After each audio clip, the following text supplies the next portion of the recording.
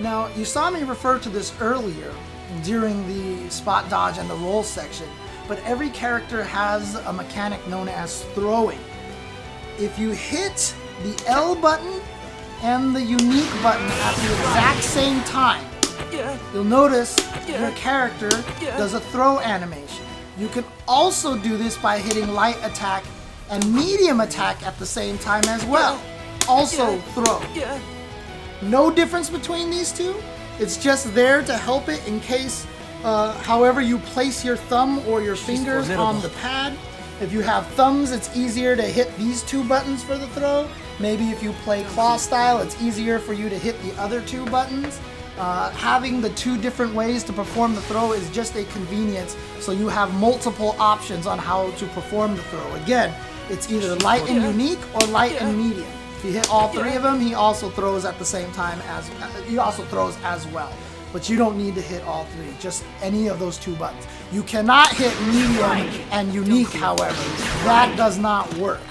Of course, on a control pad, you can also assign throw to one of the extra buttons that you have, so that you have a shortcut for that, so you don't need to hit two buttons at the same time. So for example, if I go to button configuration, there is an option to assign throw to one of the extra buttons here as well. So for example, I have it set to my L1 button here, so all I have to do is hit one button and I will automatically throw. So what is throwing doing? Throwing, obviously you can see from far away it really doesn't do anything, and there is a lot of delay at the end of this. You're kind of stuck.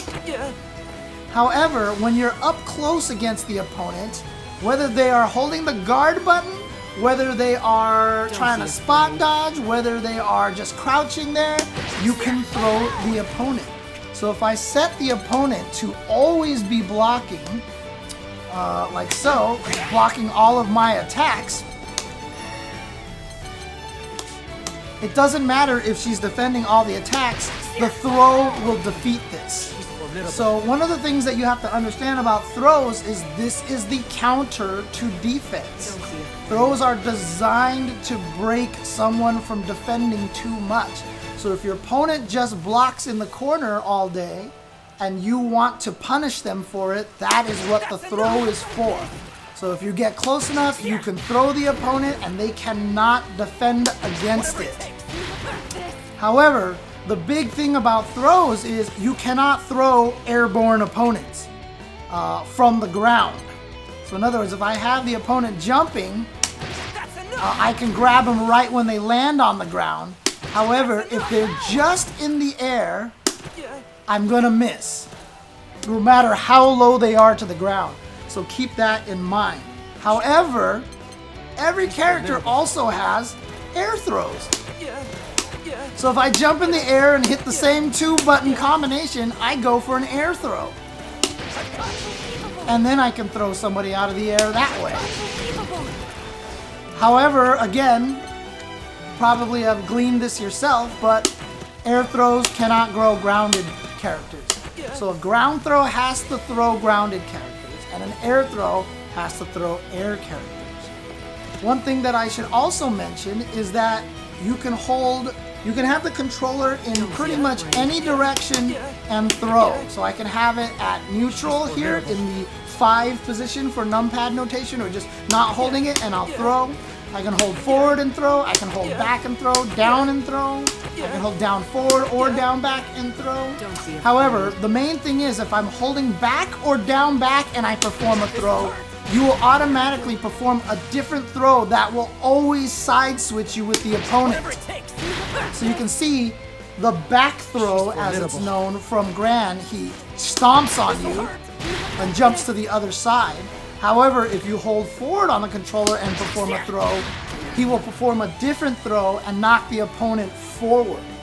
This is very important to remember, because if you have your opponent in the corner, you generally don't want to throw them out of the corner because you would rather have that position.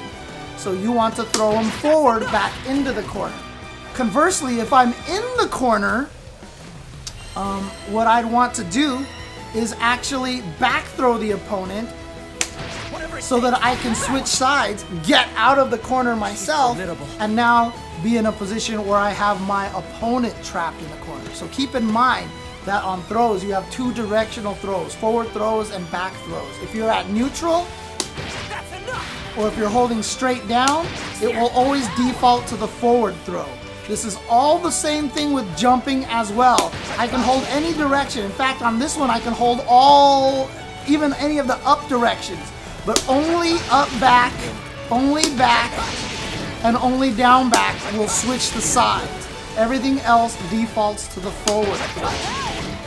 And again, because this defeats guards, that even on while jumping and holding the guard button, you cannot defend against an air throw. So the question is, how do you defend against throws? How do you get away from throws? Obviously seems very powerful. Someone decides to throw you, and then you get up, and then they just keep throwing you, and they keep throwing you. Well, how do you get away from this? How do you defend against throws? There's several different ways to defend against throws. The number one way, however, is to perform a throw tech. And the way you perform a throw tech is just by inputting the command for a throw yourself. And if you happen to input the command for a throw right when the opponent throws you, you will tech the throw, as they call it. It's called a throw tech, or in official glossary terms here in Granblue Fantasy Versus, a throw break. What I'm going to do here is program Catalina to throw, like so. So she's going to throw. And if I actually hit my throw command at the same time they do, you'll see I throw break, like so. I actually escape the throw. If I do nothing, she's going to throw me like so. Again, you could be holding any direction on the controller and you will perform the throw break. So I was doing it while holding down back, while holding down forward. And you can also throw break air attacks as well. So for example, if I have Catalina throw like so, formidable. I can also throw break in the air. Now, one thing I want to make sure that you notice, however, is when I perform the throw break on the ground, you see it says nice on the side over there. And that's all it says is nice. And the two of us are pushed into this range over here. This is a very powerful thing. If you manage to escape the opponent's throw, you get pushed far away enough that you kind of escape their pressure, them trying to throw you, and you build distance and you can go back to this neutral game that we talked about before. You kind of reset everybody's positions. It's like almost exactly like you guys started again. However, there is such a thing as a late throw break. Formidable. There is a late throw break. You'll notice the difference in animation here. If I throw break as soon as she tries to throw me, you see nice, and we fall apart right away. However, if I'm a little too slow and I react a little too late to her throw, you'll notice a big difference here. It didn't say nice, for one thing. It didn't say nice on my side of the screen over there. And this time, Gran fell down. Like, he stumbles down and falls on his butt onto the floor. There we go. So there you see right there, Gran falls down like that. That is important to note. That is known as the late throw break. There's a very big downside to that, is that once I am knocked down on that late throw break, I can't move for a while. I'm stuck on the ground, and I have to get back up again before I can do anything. I am invincible. The opponent cannot hit me out of this position. I am invincible until I stand up again. However, I cannot move and my opponent can. So the advantage of this is if your opponent does a late throw break, you can run in and start pressuring them before they stand up from sitting on the ground and keep pressure going. And the opponent who performed the late throw break has to kind of hold that pressure. There's no options they have to get out of that kind of situation, save having some sort of invincible move.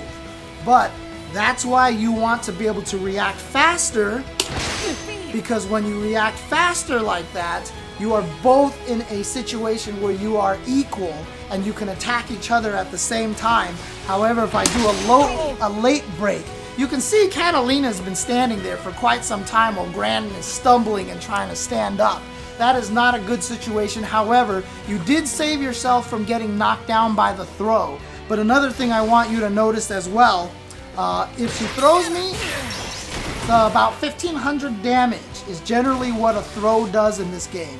If I do a quick throw break, you'll look at my life bar. Look at Gran's life bar. If I do a quick throw break, I don't take any damage at all. However, if I do a late throw break, I still take a small chunk of damage. A small chunk of damage when I land on my butt.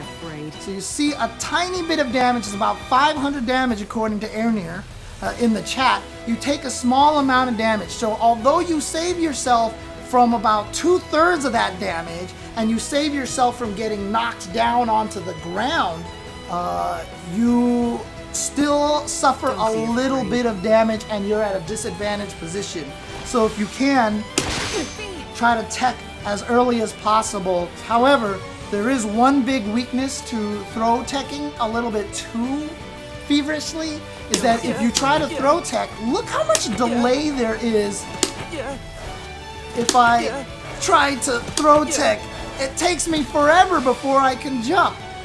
So if my opponent tries to walk up and throw me like this, and I try to tech it right away, she can also do something where she walks up, backs off, and then stabs me like so. Don't be afraid. So what happens is, I'm sitting here like this, she walks up to me and I try to throw, and my throw will whiff, and during that entire time, I cannot defend, I cannot spot dodge, I can't uppercut, there is nothing I can do. I am vulnerable. So if my opponent can actually bait me into thinking she's gonna throw, you see right there, I end up whiffing my throw, and then they can attack me and catch me during that delay. That is the weakness of trying to be too eager with the throw techs.